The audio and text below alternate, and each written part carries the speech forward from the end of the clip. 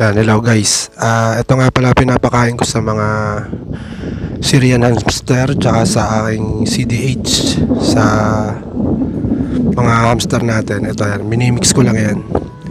Tawag dito pellets at tsaka yung concentrate kasi yung tawag dyan sa amin sa isa. Yung pangkondisyon ng manok. Yan. Napakain ko, minimix ko lang yan. Bumili ako ng tig 1 kilo. Yan, pakain natin sa CDH at Syrian hamster. Ito guys, yung mimix ko na siya.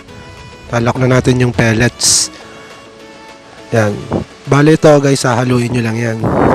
Ito, tulad ng gagawin ko guys. Halo lang dito. Halo doon. Halo-halo nyo lang yan. Yan. Ganyan ang mga pinapakain ko sa mga Syrian ko. Sa CDH. Sa winter white ko, iba kasi pakain ko eh. Pakain ko sa winter white, bird seed.